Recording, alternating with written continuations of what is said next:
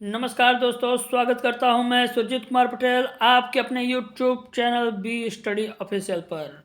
दोस्तों, सबसे पहले तो बहुत बहुत माफ़ी चाहता हूं कि बहुत दिनों से मैंने ये वीडियो नहीं डाला है और ये थोड़े एग्ज़ाम के में व्यस्तता की वजह से हो गया था, जो हमारे स्कूल में भी चल रहा था, हमारे कॉलेज में भी चल रहा था और कुछ कॉम्पिटिटिव एग्ज़ाम के विषय में। तो चलिए जल्दी से वीडियो को शुरू करते हैं टाइम ना गवाते हुए। दोस्तों, ये वीडियो के विषय में आपको एक बात बता दूं कि ये वीडियो बहुत ही ज़्यादा इंपॉर्टेंट आपके लिए होने वाला है अगर आप ग्रुप डी या किसी अन्य वनडे एग्ज़ाम की तैयारी कर रहे हैं। तो ये अभी जो ग्रुप डी का एग्ज़ाम हुआ है उसमें बहुत ही बार ये रिपीट किए जा रहे हैं, तो मैंने सोचा कि आप लोगों के सामने ये वीडियो लेकर आ जाता हूँ। तो आइए शुरू करते हैं।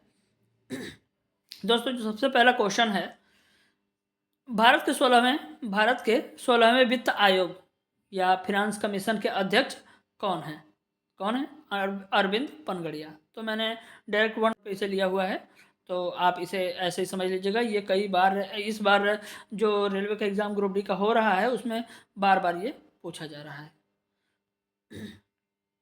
दोस्तों, जो दूसरा क्वेश्चन है वो है 15वें वित्त आयोग के अध्यक्ष NK सिंह थे और इनका कार्यकाल 1 अप्रैल 2020 से 31 मार्च 2026 तक है।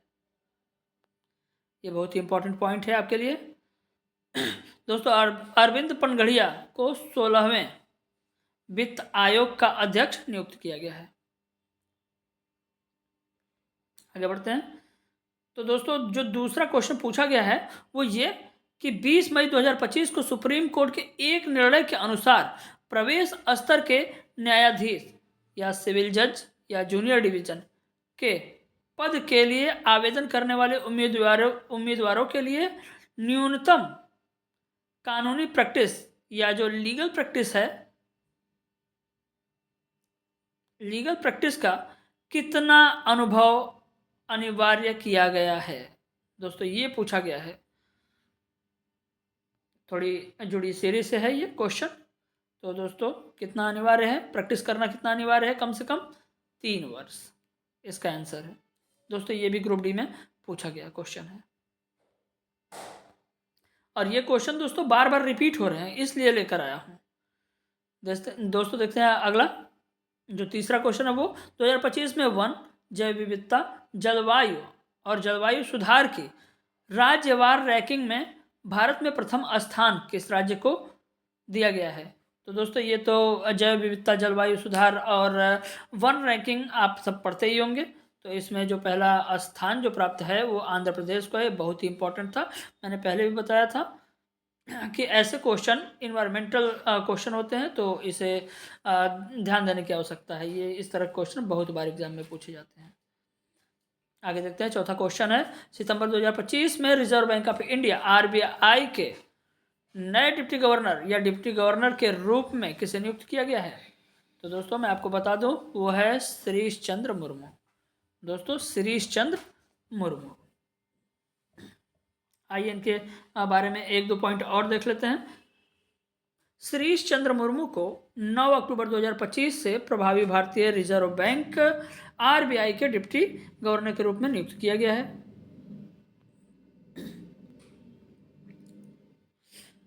संजय मल्होत्रा जो कि गवर्नर हैं RBI के, और शिरीष चंद्र मुर्मू डिप्टी गवर्नर हैं। स्वामीनाथन जानकी रमन ये डिप्टी गवर्नर।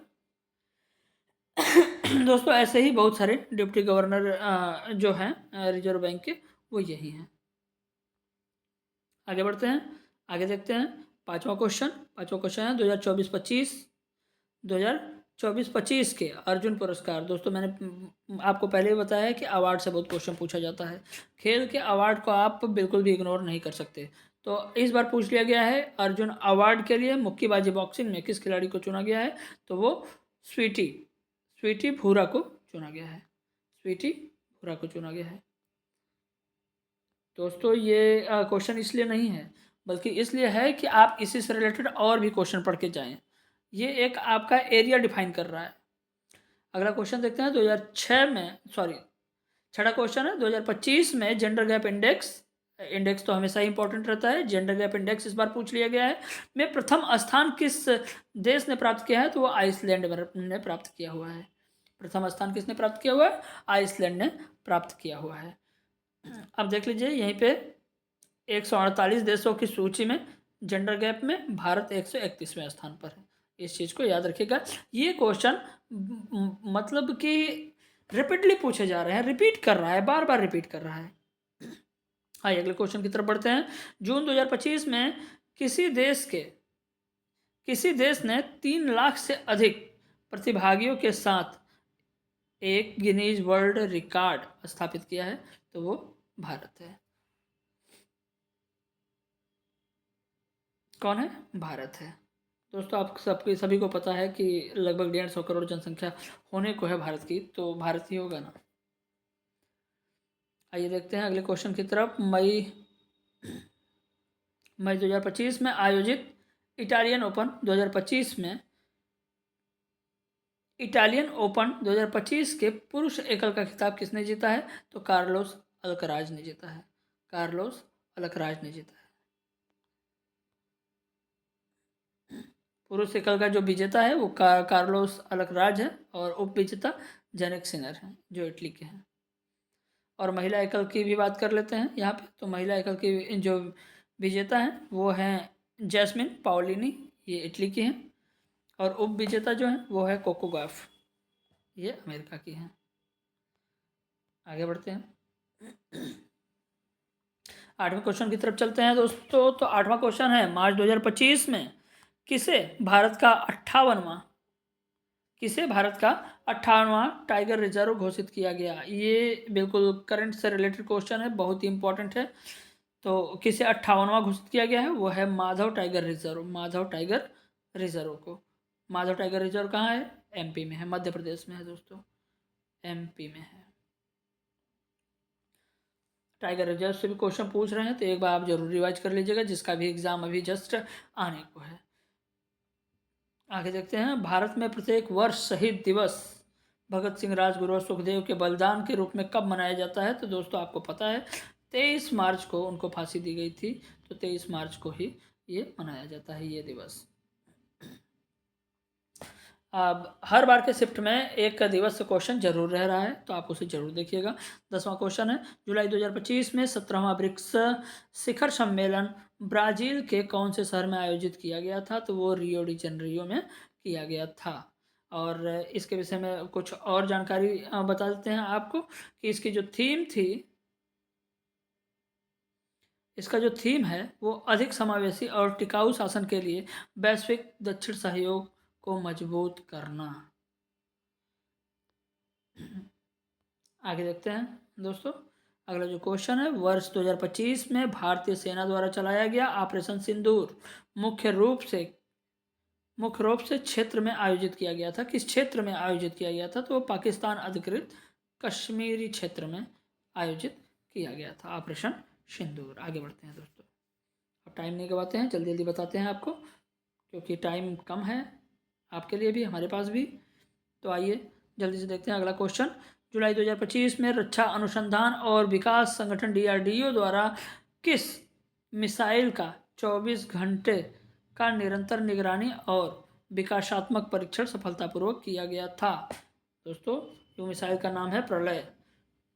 दोस्तों 24 घंटे तक परीक्षण किया गया है, विकासात्मक परीक्षण किया गया है और ये सफल रहा है, तो ये क्या है, प्रलय है। इसे आप जरूर याद रखिएगा, कई बार एग्जाम में पूछा गया है।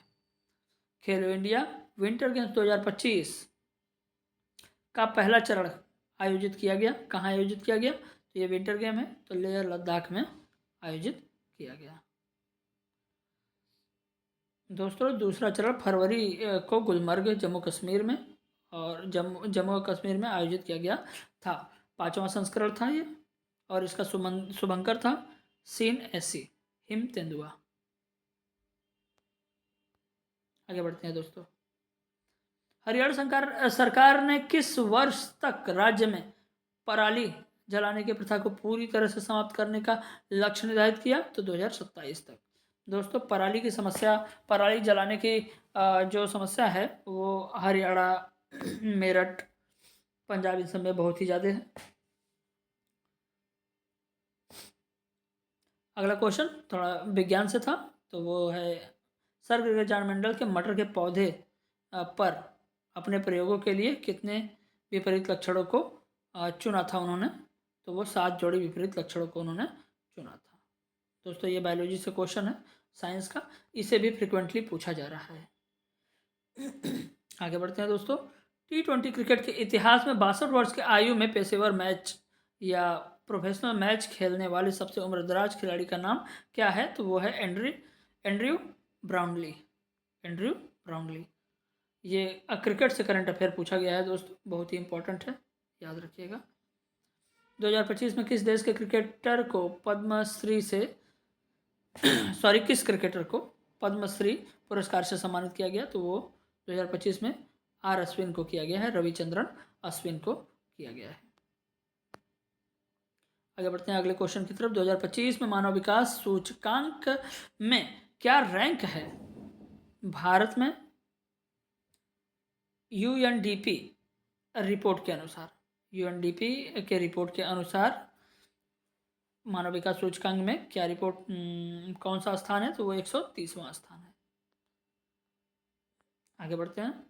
2025 में G20 शिखर सम्मेलन का आयोजन हुआ था, कहाँ हुआ था, तो वो दक्षिण अफ्रीका में हुआ था। G20 का 2025 में कहाँ हुआ था, तो वो हुआ था जोहानिसबर्ग में। जोहानिसबर्ग कहाँ है, साउथ अफ्रीका में है। इसकी थीम को देख लेते हैं। इसकी थीम है एकजुटता, समानता और स्थिरता, सॉलिडरिटी, इक्वालिटी और सस्टेनेबिलिटी।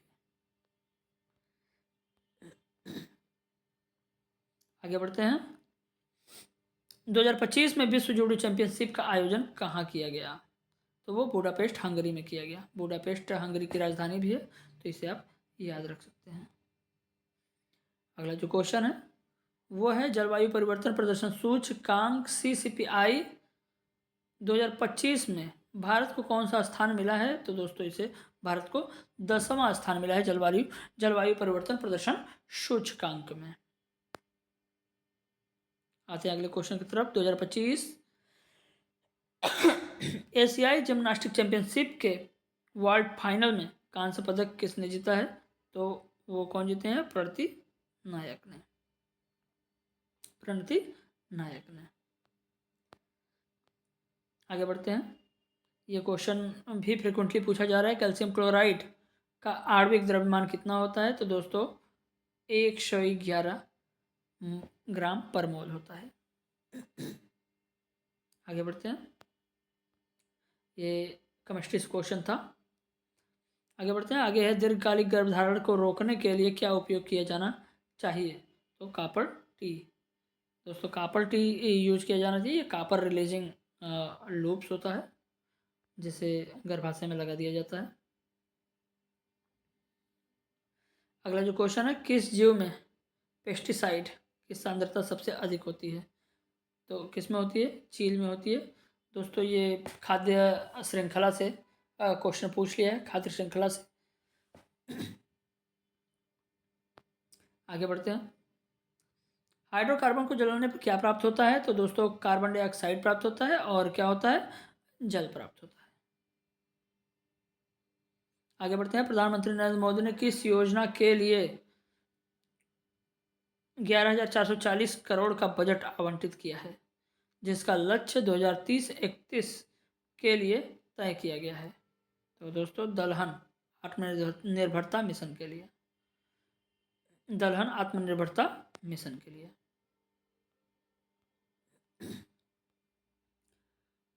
आगे बढ़ते हैं दोस्तों। आगे है उपकला ऊतक एपिथेलियम टिश्यू का मुख्य कार्य क्या होता है, तो दोस्तों ये उपकला नाम ही सजेस्ट कर रहा है कि ये सुरक्षा प्रदान करेगी, तो ये शरीर की सुरक्षा प्रदान करना और उसे ढकने का कार्य करता है। आगे बढ़ते हैं। ये क्वेश्चन कई बार पूछा, टिश्यू से कई बार क्वेश्चन पूछा गया है, फ्रिक्वेंटली पूछा जा रहा है, हर शिफ्ट में पूछा जा रहा है। 2025 से 27 के कार्यकाल के लिए दक्षिण अफ्रीकी एशियाई ग्रामीण विकास संगठन का अध्यक्ष किसे चुना गया है, तो ये किसे चुना गया है, ये इंडिया को चुना गया है।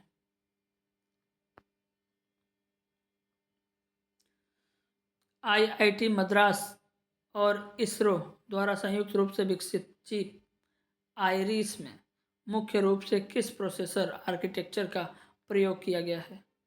तो ये रिस्क भी RISC रिस्क भी प्रोसेसर का प्रयोग किया गया है। आगे बढ़ते हैं। भारत पोल ऑनलाइन पोर्टल का उद्घाटन किसने किया? तो गृह मंत्री अमित शाह ने किया है और यह पोर्टल CBI के अंतर्गत विकसित किया गया है।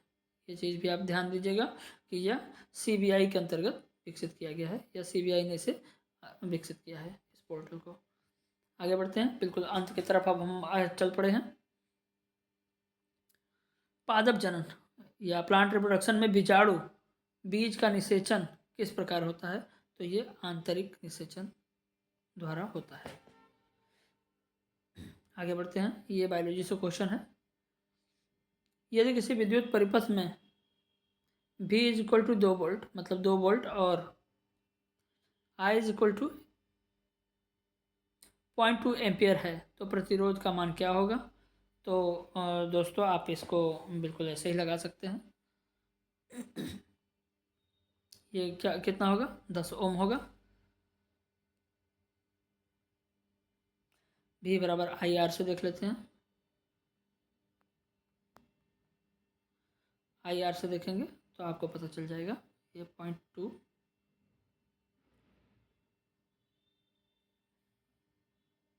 0.5 होगा दोस्तों।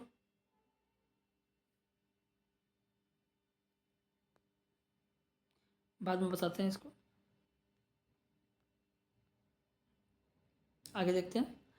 यदि किसी वस्तु पर असंतुलित बल या अनबैलेंस फोर्स लगाया जाए तो क्या प्रभाव पड़ेगा? तो वस्तु की दिशा या गति में परिवर्तन आएगा। ये दोस्तों ये बल के परिभाषा से क्वेश्चन रहा है।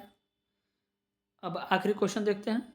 जब किसी चालक कंडक्टर में विद्युत धारा प्रवाहित होती है तो उसके चारों ओर क्या उत्पन्न होता है? तो ये एक चुंबकीय क्षेत्र उत्पन्न हो जाता है। तो दोस्तों ये क्वेश्चन ऐसे क्वेश्चन थे जो बार बार फ्रिक्वेंटली एग्जाम में पूछे जा रहे हैं और इसी क्वेश्चन को बार बार रिपीट किया जा रहा है या थोड़ा सा डाटा चेंज किया जा रहा है, लेकिन आंसर बिल्कुल सेम रह रहा है। तो इसीलिए मैंने सोचा कि आप लोगों के लिए ये वीडियो ज़रूर से बना दिया जाए। तो वीडियो कैसा लगा? अगर अच्छा लगा है तो चैनल को सब्सक्राइब करें, वीडियो को लाइक करें, शेयर करें। नमस्कार।